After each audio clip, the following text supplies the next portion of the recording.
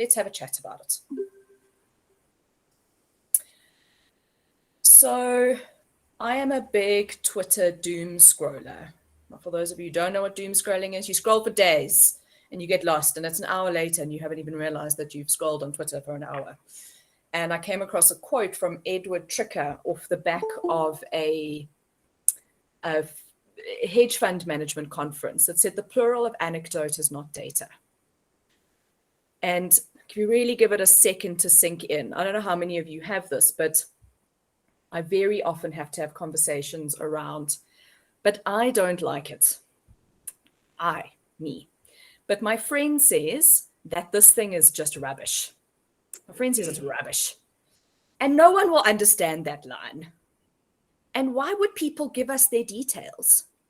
So I don't know, guys, by show of hands or just shout outs or just go, yes. Am I the only one who experiences this? I don't think so, though.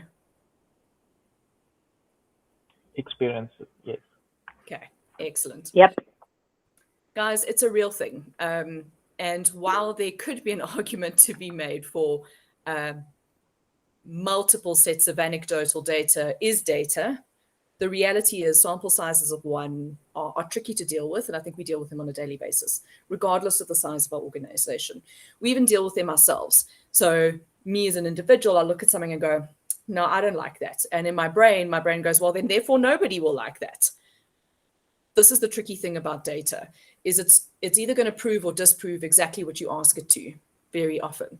And I think there's something that I found is keeping a bit of distance and making sure we're staying true to what the question is. So just some context, because we like to back up everything we say with some interesting stats. So as early as 2 years ago, Gartner reckons that only 54% of marketing decisions are backed up by analytics or data, which is frankly shocking. Shocking, because we've been able to track digital marketing since the beginning in varying forms. And only 14% of organizations have an actual 360-degree view of their customer, which I think is a big thing. When we look at data as a whole and what it can do for us, frankly, without customers, without clients, we don't have businesses. We therefore don't have money, we don't have jobs. It's as simple as that. So with this as a little bit of context, I thought we would kick off today and go, but what data? I think it's such a sort of a roundabout question because it's not really something that we can all answer the same way. I think it is completely dependent on what is the requirement for our business. And it's always got to start with business objectives. What I've found, certainly over at least the last sort of 5 to 7 years, is there's a lot of opportunity to do activities. There's a lot of activities all over. Lots of shiny things, guys. Augmented reality, virtual reality, some cool stuff that I want to do just because it's shiny and it's my jam. But when it comes down to it, the question that I always ask, and I don't always get right, but I always ask is, what is their business objective? If I can't map it back to that, I shouldn't be doing it. So if we start from top down, business objectives have to lead into marketing objectives. And I don't know how you guys feel about this, but what can very easily happening is marketing activities that cannot be directly linked back to a business objective are very easy to either discredit or stop doing or overspend on anything. It lacks focus and it lacks direction. And the marketing objectives should directly lead into KPIs. For me, this is and should be reasonably straightforward. I think, frankly, and if I talk about some of my history, doing this consistently hasn't been something that we've looked at, certainly to the last sort of I'd say at least 5 years. And without the direct map back, there's a lot of side of desk that happens. So someone will come to you, we must do this thing, guys. Pinterest or TikTok. Yes, TikTok. Oh, and Snapchat and spaces on Twitter and just polls and surveys and, hour-long videos. No, I'm kidding. But there's a lot of that comes up, and we do work in a very exciting space, which is always fun. But we need to map it back. I'm going to pause here before I move on to some examples. I'm actually going to stop sharing because I don't know about you guys, but I really struggle when I can't see people's faces. So if I could ask you for a second to turn your cameras on. Those of you who are willing, hello, everybody. Yes, you're humans. What is everyone's thoughts on this? Has anyone ever struggled with this? Is it just like, oh, this is business as usual? Of course I do this. Of course I do this. This is just how we run. What do you guys think? And all shout at once. So Gillian, so does Mark sometimes come to you and say like, we have to be on TikTok? I think that's funny because we're one of the first hotel groups to be on TikTok. That's fine. As long as it's in your objective. But it does make sense for our kind of the target market. But it is funny. Okay. Pauline, Yeah. Against TikTok, guys. As Gillian said, I think it depends on the target market that you're in or who you're targeting. There are certain I feel that there's certain platforms that if you are, for instance, a lawyer, you don't want to be on TikTok. You wouldn't advise somebody to be on TikTok for that matter, depending on the sector that you're in.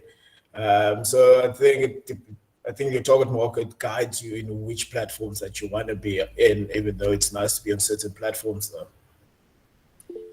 Yeah, if I can maybe, Jaco, I see you've got your hand up. Go for it. Yeah, ironically enough, though, I actually saw something on TikTok of a lawyer that was passing advice with your rights to a refund on flights, for example. So there's always a use case and a reach that you probably can get that you didn't anticipate.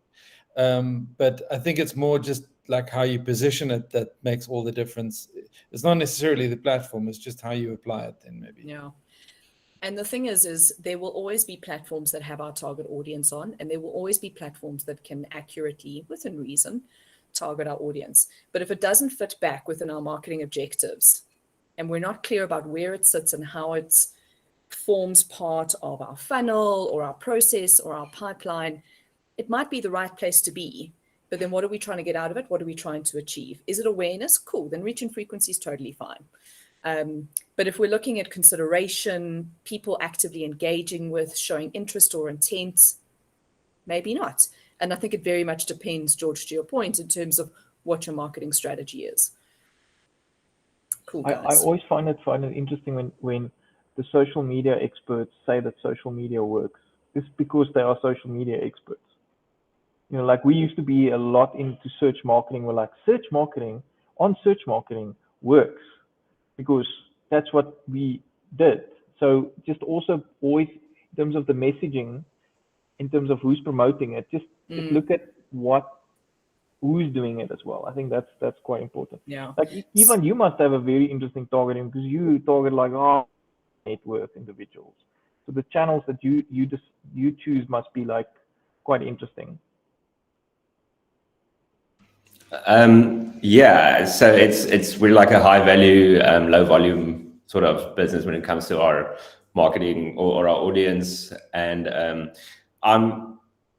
it's quite interesting because we're not adverse to any sort of particular social media channels. We are aware in our business in sort of the luxury sort of hospitality industry that certain channels perform certain functions.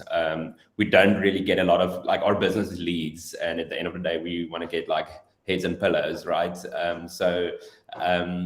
But we're like low volume and high value, so we are aware that our Instagram, because we produce a lot of content, so Instagram we have a dedicated content team that sort of just shoots high quality content, and on Instagram, and it gets amazing engagement, but it doesn't really produce a lot of leads for us. But at the end of the day, it sort of supports our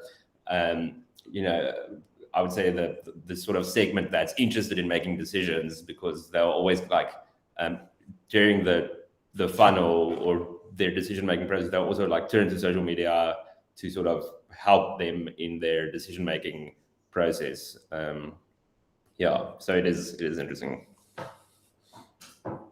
Yeah, I hear you on that. Being part of the consideration set, even if they're not at the point of conversion. Cool, guys. I'm going to present again. And what we've got now is just a bit of an example. Now, this is going to be quite different This is a framework only, and it's probably the simplest version that you could possibly get of this. Just give it a sec. And what it'll sort of illustrate is just a very simple example of taking a business objective, in this case, increase revenue by 20%, and breaking it down into potential marketing objectives. So in this case, what does increasing in revenue mean? So we're likely not going to spontaneously get people at the sort of action phase by magic. So if we start at the top of the funnel, spontaneous awareness, people who weren't aware of us that now are through marketing research, maybe we want a 5% increase over 12 months. That takes a lot of efforts. Reach and frequency are the keys there. But we know that we can't focus only on action. We need to build our pipeline and remain within the consideration set. Perhaps we want to increase interest by 25%. So what does that mean? We can unpack it multiple different ways. In this case, we've said, well, we want traffic, likely net new traffic. The time on site needs to be reasonable within what people are either consuming or the multiple pages they're going to. And we would like return visitors. Return visitors definitely a strong interest signal. And if we sort of map those out and we set specifics around that, how does that then get us to the 25%? Excuse me while I hide that. 300 marketing qualified leads. So marketing qualified being in the correct target audience. We know we need to reach certain conversion rates within specific channels. The cost per lead needs to fit within what is commercially viable for us. So we need to keep an eye on that. We can't just be spending, twice what we're able to spend, because then we erode margin. And what's the lifetime value of a client? Because all of that then starts to build a picture of what does it make sense? And are we remaining that lifetime value of the client? Are we driving a different demographic unintentionally? That demographic is maybe taking up the product differently. So there's quite a lot that can go into it. And I think while it seems pretty basic, it's actually quite difficult, I've found, to keep to this on a regular basis. And we're going to talk a little bit further on about cadence and rhythm and how you keep on top of this. I know for our business, we've got 5 different audience segments, each of those made up of 5 to 10 desks. And we need to do this by each audience segment. Otherwise, we don't keep track of it. And everything of that wraps up into quite a large division. So it's not a simple thing of doing, but once it has been done, our ability to move the business forward, keep the focus going, has significantly improved over time. If we then consider what that means in terms of the actual metrics that we assign to those KPIs, how do we decide what those are? Now, I've got to just put this out there. I'm not a data scientist. I'm a marketer.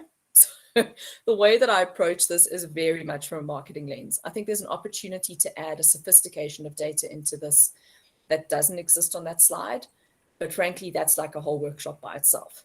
So if we look at this sort of high level and we decide that we've got awareness, consideration, and action. I know some of you may be wondering why that funnel looks upside down to you. Ferdy actually explained this to me, and we'll also explain it. Ferdy, where did you get the upside down? So we like this upside down model because people enter at the bottom and then they become a client at the top. And it sort of simulates that gravity is working against you. So if you don't do anything, they're going to fall out. And a traditional funnel, it's almost like if you just throw them in, magically they're going to pop out at the bottom. I think that is just not accurate. At all. Agreed. Yeah. So if we have a look at what it can mean. So recall, guys, this is very straightforward stuff. Like, it's reach. How do we reach the correct audience at the right time with the right message? Frequency, I feel like this is a swear word. Any marketer nowadays who talks about reach and frequency gets like taken out by the digital marketer. And I'm a digital marketer, guys. That's what I do. It's my jam. But you hear people say it and you could just see the hackles rise. Everyone goes a little bit crazy. This is still a thing. Like the marketing principles don't go away. It would be great if we lived in a very black and white linear world where everything works the way it's supposed to and all the data comes out 100% accurate and we could have 100% guarantee it. We can't. The reality is we are also humans. We have multiple devices. Oh my goodness, guys, the TV and the iPad and the phone, not me confessing, I swear. And I think there's a lot to be said for there are tactics that still work. So whether it's digital, whether it's above the line, whether it's TV, I know there's definitely a very tangible response in reach and frequency and how it affects recall. And if you do long-term research, you definitely see that. In the short term, I know it feels like you sort of have to go on some, not gut feeling, but intuition. But yeah, just stop doing all your top and middle of funnel, in this case, bottom of middle funnel, and see whether that action phase is able to be sustained. I think is quite a big thing. Consideration. So you want to remain in the consideration set. You need to stimulate some kind of interest and engagement. In this case, we say, okay, well, it could be click-through rate. It could be engagement ratios on the site. It could be something like a newsletter sign up, and we're going to talk about micro conversion shortly. It could be return visitors or scroll depth, potentially from a heat mapping software, pages per visit or per visitor, time on page. They all work together to give specific signals around what consideration could be. And then if we look intent, I mean, this is the money shot, right? We are all in it to win it. And Gillian, I think you said rightly right at the beginning, you want to leverage data to make sure the business makes more money. Well, this is where it's at. But it very often can't happen in isolation. And we need to be able to measure different avenues of this. And I cannot stress this enough. Once you've got your output, it's done. It's gone. It's finished. The output is produced. Your lead or your sale or your head on the pillow, it's cool. It's done. Or the 100 bed nights or the 100 nights that you've taken, it's cool. But unless you're actively controlling your input metrics, your output will always be determined without your input. And this is something that, for me, being mildly a control freak, is quite scary. We talk a lot about sales and ROI, we're getting return on ad spend, and does that make sense for us? Which is great. But if we're not looking at the input metrics, we don't understand how we got to that return on ad spend or the return on investment. And then we sit in a position where we don't control our own destiny. Can I I just want to make a comment on that. So to make this practical is like, sorry, Gillian, I'm picking on you, but like people searching for the capital on Google, there's a certain amount of people that search for that, and you're going to get bookings from that. But all the stuff that she's talking about before then, that's what's driving the brand searches. And this applies to everybody in the call. Like, so for example, Ivan, like there's people that search Angama on Google, and you're betting on those, and you're going to get bookings from that.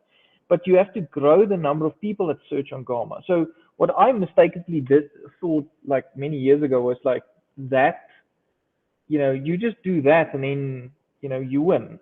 But all this other stuff is what's driving the actual brand searches where you get the sales. So it's important to load the funnel so that you can actually get that person to do that recall at the end and then to buy. Anyway. Okie dokie. Right, I am conscious of time. You heard me give the disclaimer about monologuing, guys. 30 looking at the sky, frowning at me. No, I'm kidding. All right, so when we talk about making sure that we keep in control of and influencing the input signals, I think when it comes to things like sales signals or micro conversions, this is really the nitty-gritty of what we're talking about there. There's a certain number of steps that people will take depending on your business and your audience and who they are and what your sales cycle is, that will likely then lead to that money shot, that whatever it might be, the e-commerce sale, the buying of a product, the signing up for an annuity product. And the tricky thing is not necessarily measuring it, but measuring it back to that specific sale. So in this case, we've got some data here from Ferdy, and I'm going to give it over to Ferdy to unpack slightly. So we can't share our clients' data, so we're just deciding to share our own. So for example, when advertising this workshop, these are the steps that people take to actually join. So for example, we show some ads around the workshops, then we get website visitors, then we get people that look at the actual workshop, then they register on the workshops, then they enter our CRM system because they contact us, and then we generate the sales. So this is happening. The only difference is you're actually measuring this now. So people go through these phases where they go like, oh, these guys, maybe they know what they're doing, maybe not. Like, and the first step is always like, I'm just going to check them out, and then I'm going to read an article, and then maybe I'll join a workshop and leave my video off, and then maybe I'll activate my video a little bit later. And then they go, okay, maybe, they can help with this little thing, but I don't want to commit. And so this is the process that all of your clients go through. Even somebody buying gin in your store, like Erica, like they go, am I going to not buy Tanqueray or in Virage? Like, why am I going to choose, am I going to commit the 450 Rand for this bottle of gin? And like, why? Is there a story beforehand that I'm going to try? Like, it's for everybody in this call. Like, am I going to look at the school that, there's a new Kira in the area? I'm like, yeah, I don't know. Let's drive past. Let's not look them in the eye. Let's go download a brochure on the website. Oh, let's look at the price. Oh, no, it's too much. Okay, maybe let's talk to somebody. So, but all of you have this. All of your clients go through this. And what Sarah's saying is like, you can track it to some extent so that you can get a sense of how it works, and where it's breaking as well. Because sometimes you do all the stuff and then you're not getting the gin sales at the end. So like, what's happening? Somewhere there's a break. Yeah. And I think Ferdy, correct me if I'm wrong, sorry to put you on the spot, but you've done a workshop about this a little while ago in terms of setting up conversions. Yeah. So if anybody's interested in this deck and the recording, just send me a mail. I'll put my email in here now. And the thing is, guys, regardless of the tool that you use, all of this stuff, most good tools are able to track this. And it's important that you do, because ultimately the first red flag is likely to come from these micro conversions. And frankly, you can do something about it before it becomes an issue. But the famed spaghetti ball. Guys, I very often look at a bank. I work for a bank. I can say this very confidently. You look at the sheer volume of data, the formats, the way it is, and we have amazing teams working together to get this data, into the data lake, and making sure that the client data platform and the one data platform and the risk entity platform and how it views it. But oh my goodness, frankly, it's a spaghetti ball. If we didn't have a bit of a structure, it would be hectic, especially when you look at the data sources. So in this case, I've taken just super simple, guys. But when you start looking at, in analytics, you've got everything to do with your website. In CRM, you've got everything to do with your sales, your leads, your pipeline, your clients, average lifetime of the value of the client. Maybe that doesn't even exist in your CRM. Maybe it comes from another system where you keep track of annuity products. In social, you've got what you're paying versus your clicks versus your reach and your impressions. And search, you've got clicks, click-through rates, and or bazillion ads, and there's cost and there's impression share. And, thankfully we can't get positioned too much anymore, but still, like there's quite a lot that goes on there. And I don't know if anyone's ever done this, but each one of these can spit out 10 or 20 different spreadsheets that you then need to analyze, which you then need to collate, which you then need to look at, make sense of it together, and spit out a response. There's one thing you take away from today. Please, God, take away a dashboard. Now, Ferdy's laughing at me very slightly because this has been the bane of my existence for a little while now. And I say it with not a little bit of shame that it has taken us a very long time to get to this point because of just, guys, humongous systems. I mean, humongous. And I mean, this is not my data. This is actually example data, but it doesn't have to be difficult. Data Studio is an excellent tool. There are third-party connectors such as Supermetrics or Zapier that can bring in just about any data that you want, frankly. Like 99.9% of what you're using should be able to be pulled through. You write some logic, you make sure it makes sense, and then you start comparing. Start looking at it over time. What are the trends? I know this seems very basic, but one channel in isolation means very little in the grand scheme of things. One tactic in isolation, so whether you're doing consideration or action or awareness, also makes very little sense. Bringing it together is where the value lies, and analyzing it as a whole is probably the most important thing that you can do. Input, output. How do you bring them together? How do you make sure the output's what you actually want? And how do you pick up, perhaps there's something quite significant that's happening in the macroeconomic environment that is starting to have a negative impact on your sales or your visitors. How do you start to pick that up before it becomes proper, like, red flag, head down, blinkers on, need to try and fix something? And when we look at that, if we come back to, we set our business objectives, we set our marketing objectives, and then we have our marketing KPIs, those should be the things that you're looking at. I want to say every day, I'm a little bit hectic, so often, we'll go with often for now. And you should be able to measure progress over time. You should be able to measure progress to goal. And frankly, this should be the thing that you talk about with business as a business to move your business forward. This should be clear. Should be very clear how it maps back to business objectives. You should be able to bring in here, of the 10 inbound leads that you drove from your marketing campaign for XYZ, 2 of those are now sales qualified. 1 of them is at document signing stage. It should be that simple, and it can be. I know it often, they often seem like they're hurdles. So for example, and the dreaded word attribution, but how do I know whether the lead that I drove on my site, which came from paid search, has resulted in a sale? There are lots of different ways of slicing that particular pie. And the more effort you put into that to getting it right now, the likelier it is to save you time, money, and effort in the long run and help you focus your activities in the right areas. Sarah, just a quick question. So are you saying that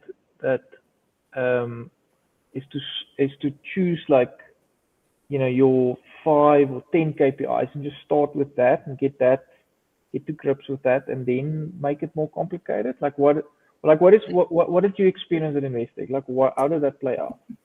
So, what a good question. So guys, because the division I work in and the 5 different segments, which you've now heard about, when I first started, I was like, yes, going to change the world. And that might seem a bit naive, but the reality is there's a lot of data. And frankly, it's not that difficult to get a hold of. The thing that we struggled with and continue to struggle with is collation by audience segment with the different bank systems. It's very normal stuff, very normal. What I found has worked particularly well for me, not only in Investec, but some of my past careers, is you choose 3 to 5 right now. So prioritize the same way as if you had a dev backlog. You can't do everything all at once, and you also can't promise everyone you can do it at once. So what do? You prioritize based on effort or return, or is it a legal or a compliance thing? And that's how you prioritize. In this case, what are the 3 key input and 2 key output metrics that you feel like are going to change your business right now? And go for those.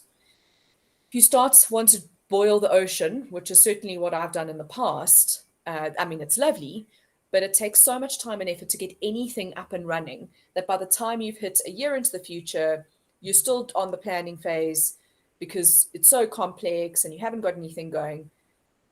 Show some results. It's what worked really well for me in the past, especially for our audiences and our segment that, are actually, frankly, they don't have to be that complicated. If you're looking for a savings account, that's reasonably straightforward.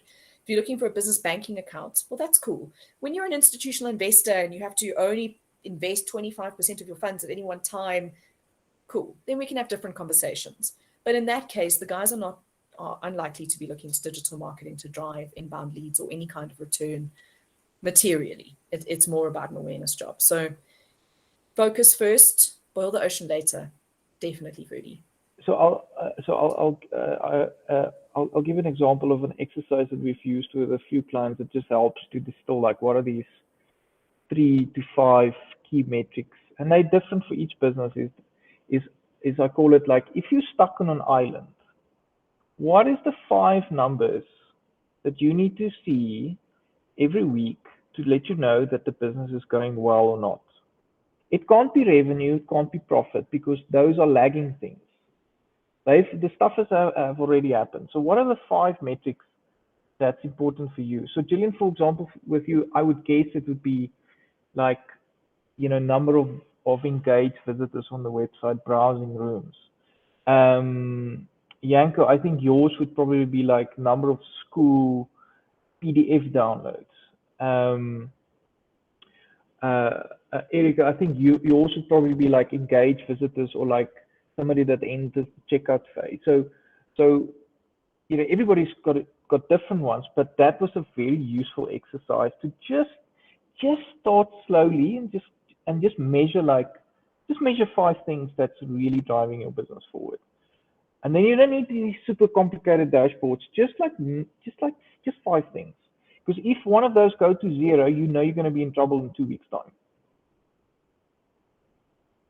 But do you know how I love a super extra complicated dashboard? Gillian, I can see you want to say something. No, I was going to say that's super helpful. Cool. I'm glad, man. All right.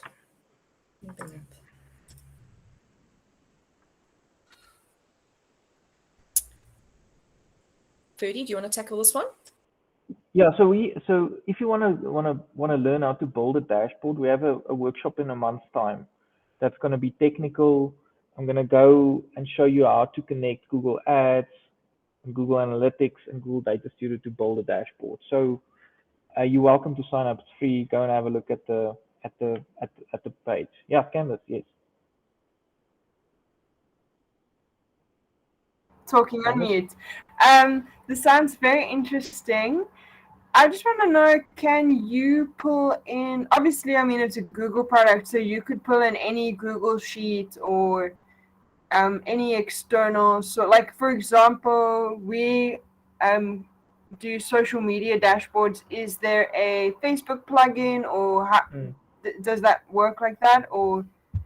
Yes, so it is a Google product. So anything that you connect to in terms of Google, it's free. And if you want to connect to Facebook, there's a Facebook plugin, and there's a LinkedIn plugin that you can just use to do it. I'm going to show how to do it in the next workshop, actually. Okay, Yanko and I will be there. Okay, cool, nice. All right. Yes, awesome. Nice. Dashboarding for the win, guys. Cool.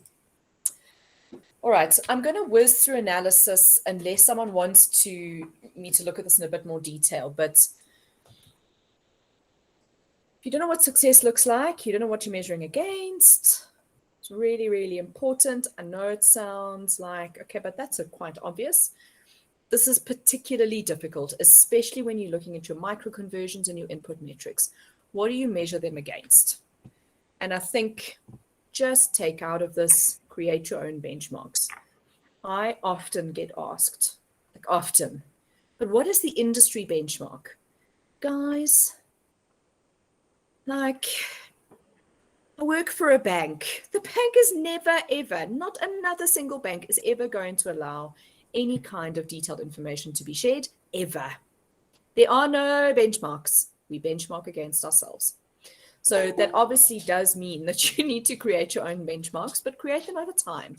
It's a working, living, breathing thing.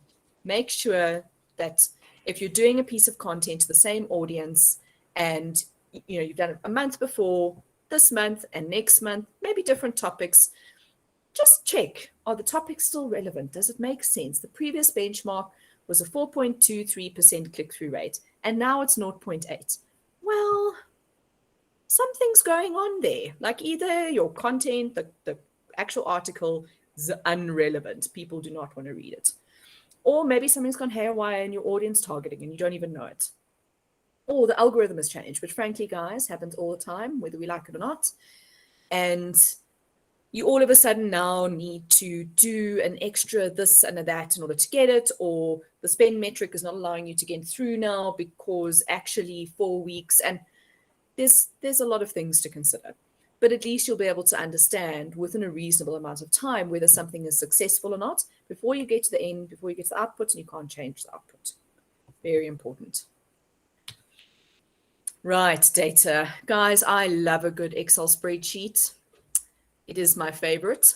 In this case, we don't have them. I almost put a spreadsheet in, like I gave it real thought, but then I didn't, and Ferdy's very happy. So when we look at data, this is such a tricky thing for me. And there is no right and wrong answer, and I understand it's quite difficult, and I also understand that a lot of people have differing views. When I get asked by my team to look at something and determine success, we've spoken about benchmarks. Then I ask, what does success look like? Was it based on the benchmark, or was it based on a target that you needed to reach? Cool. And then a lot of it is then looking at the data holistically to try and understand what each individual metric means. So for example, new users, we've spoken, could be a sign of potentially awareness if you're looking super sort of at the education phase. It could also be part of consideration. Perhaps you've put content out there trying to target a slightly new demographic. In this case, organic search has really kicked it out the park for us, generating just more than half of the total new users, right? It's quite simple. When we then add that into engagement, if the engagement for organic search was sitting at 25%, well, then I really got to wonder, is that traffic relevant? In this case, it's sitting at 66%, so fantastic. And so on and so forth. I could go into this for days. Like I've got quite a methodical way that I view these kind of things. And I think that everyone is slightly different. A lot of it is pulling on your experience from previously, but most of it for me is the benchmark. So if our benchmark was 1 minute 38, organic search is really then kicking it because all the new users and the engagement rate and the time on page are indicating strong interest signals. Biddy, I can see you want to say something. Do you want to say I'm just something? thinking, I'm like you raise an interesting point where the data has to be interpreted in context. So Google Analytics and all these tools, they're like, yes, here you go. It's like 66%, and then you go, I don't actually have no idea what that means. But why? Yeah, and so what Sarah's saying is like benchmark it against yourself. That's the data that's the only data that you have at the moment. It's like this month we did 66%. Last month we had 75%. So something happened. It's gone down. So when you look at data, just make sure that you get the context right and compare it with previous periods so that you can get value out of it. Otherwise, you're going to just stay at numbers. Which is lovely. And that's when we start heading into, we got 1,000 people to our site. Amazing. And everyone goes, okay, but why do I care? If we can tell them that we got 1,000 people to the site who spent more than 50% of the benchmark, so 50% increase on the benchmark, and they had a 30% higher propensity to fill out a lead form in 30 days, well, then that's a different story, very. This is just some more data. If we look at new users and conversions, I'm not going to go into this. One thing I do want to caution, and I don't know if anyone else has seen this, but industry benchmarks actually, when they are available, are quite dangerous. So there's an industry benchmark that floats around in our building around financial emailers, so direct marketing, and that the benchmark open rate is 20.4%. See this on a lot of reports. Wonderful. So that's great. So then we send out highly targeted thought leadership pieces where we get our analysts and our really smart guys who are surprisingly good at writing to send out these pieces about the economic environment and supply chains and the war and Brexit and the impact and the Americans and what does it mean, and amazing. And our open rate is 40%. So now we're like, yes, we're kicking the benchmark, guys, kicking it. The reality is we're consistently getting 40%. Our benchmark is 40%, not 20%. We're not kicking it. We're just remaining average, very average. So As you can tell, I have strong feelings, so we'll move on. Sarah, we've got 13 minutes left. So I don't actually think we have time for team alignment. I think if we can open up the floor to Q&A and just talk about some of the data or measurement challenges some of the people I have in the, in the group, I think that would be, probably more valuable. Yeah. So does anybody have like, any struggles in terms of measurement and like what to report on?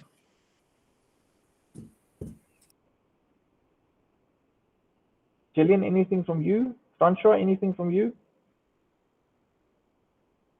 I think benchmarking against yourself based on historical data is actually brilliant, because we were having this problem of who do you benchmark against when you're not a typical hotel, you're not really an apartment, and everybody throws this 2.5 conversion rates, but it's not even the magic number. And you have no idea how they get to that. So that has been brilliant for me, and I would implement that.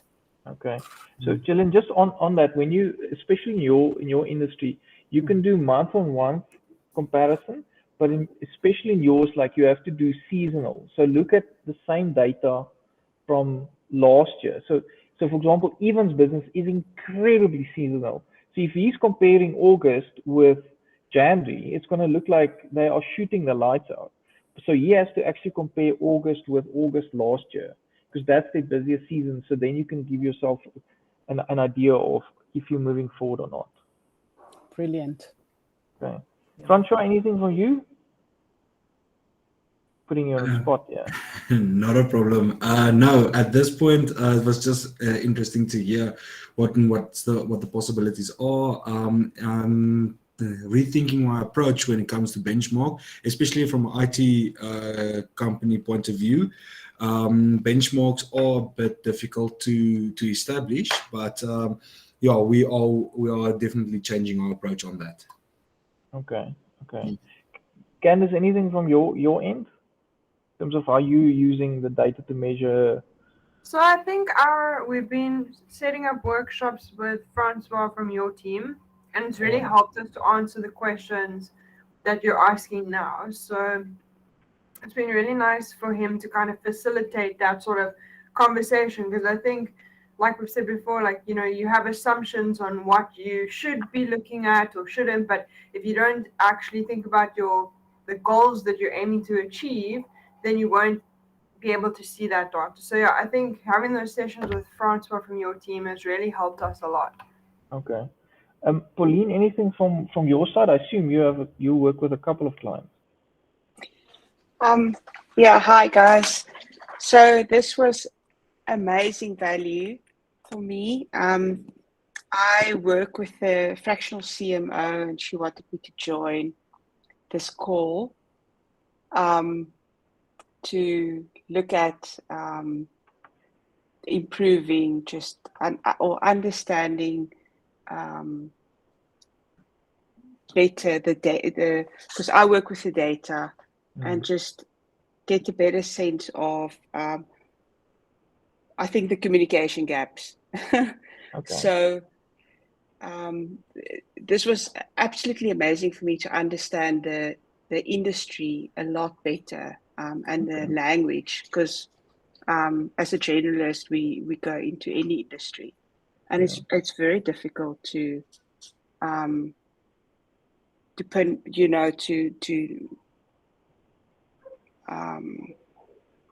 get a deep sense of any of all the different industries. So thank you.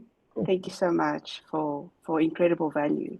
Cool. Gillian, a question from you? I really actually wanted to get the rest of this presentation. I think it's so valuable. So if we can't finish now, we're going to do a part two. We're gonna send it to everybody. Don't worry about it. Okay. All right. Cool. Everybody. Lauren, you in the B2B space, right? So how do you like track the different small interactions on the website? Or have I got it completely wrong?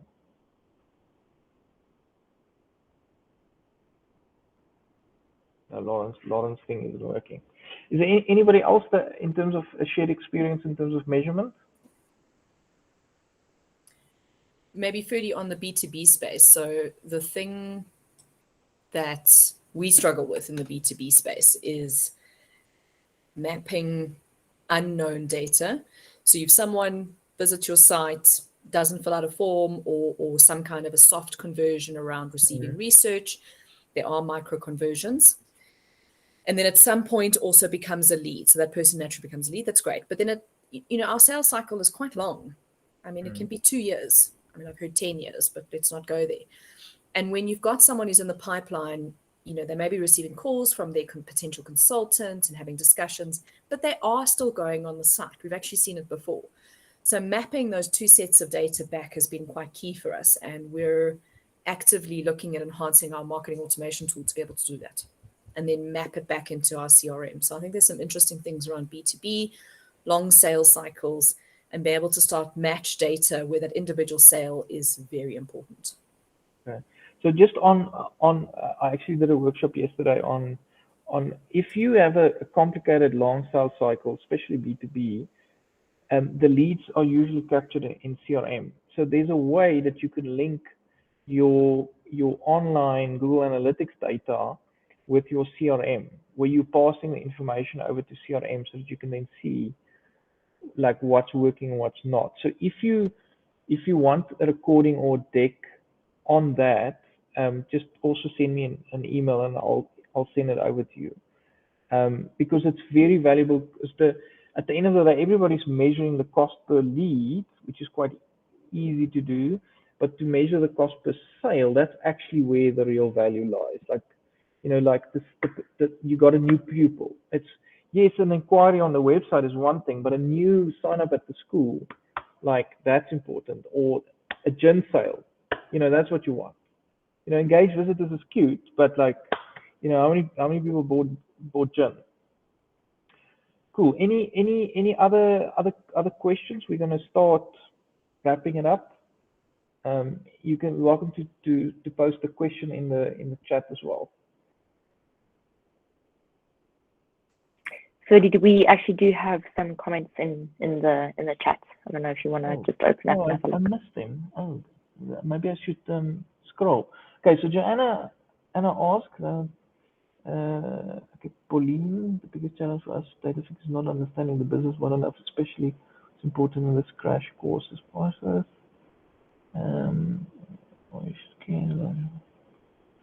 Okay. Both of those comments to me, guys, I think are very relevant. Context is king. Yeah. Whether you're the data engineer who has to create the pipe to get the data into whatever it might be, or whether you're the person who has to interpret it to tell business, look, guys, we've seen this over the last year, and actually our strategy for the next 12 months should be X, Y, and Z. That context piece, which is very intangible but very often overlooked, is crucially important to be able to move this stuff forward. I'm going to share something that we've learned from our clients the last 2 years is we are talking about data and analytics and all that stuff. The people that sign off the money for these projects and the work and the systems and all that stuff, they don't care. They actually don't care. So what we started doing is we started looking at the data that we have and also business valuable insight. So for example, this is where we're getting sales from, this is the average basket size, these are where people are coming from. So we get the insight and then we share the insight with the business. And then the business says, yeah, that was very interesting.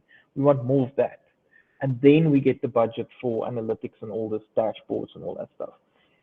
That's been a very interesting learning for us because people don't care about the data really. They care about what is the insight and how do I get more heads on beds, and how do I get more bookings, and how do I get more gin to be sold, and how many can I get more leads. So that's a little tip in terms of just managing upwards. Any last comments or questions? But yeah, I want to close off by saying, guys, there's a lot more to data. If you go and read and Google, it's overwhelmingly a lot. So the one thing that's worked very well for me is to cherry pick what works for my business and only do that. I still read a lot, but I can't be worried about who's going to create my machine learning model off of my client data platform to make sure the propensity is X, Y, and Z if I don't have the resource to be able to execute on that, right? There's a lot of stuff out there. And, everyone professes to be a guru. None of us are. None of us are experts. The environment's changing way too quickly. Just stick to the stuff that makes sense to you, that makes sense to your business objectives. And that's worked really well for us. It's helped us focus. It's helped us stop being squirrels or the professed goldfish syndrome. And last thing, what gets measured gets done. In your teams, in my team, for myself, to my leader, what gets measured gets done. Okay. So Gillian, we'll send that last part of the deck to you. Okay. So if anybody else wants to Thank you. deck just for the recording, just drop us a line either to myself or Naledi. Thank you for joining us. We have another workshop in a month's time. It's going to be more technical. Cool. And Sarah, thank you for preparing and joining us for this call. Thanks, guys. Great to be here. Nice to meet you all. Hopefully see you guys around in our industry soon. Thank you. All right. Thanks, Sarah. Thanks, Cheers, everyone. Thank you. Thanks, everybody. Bye. Cheers. Thank you. Bye.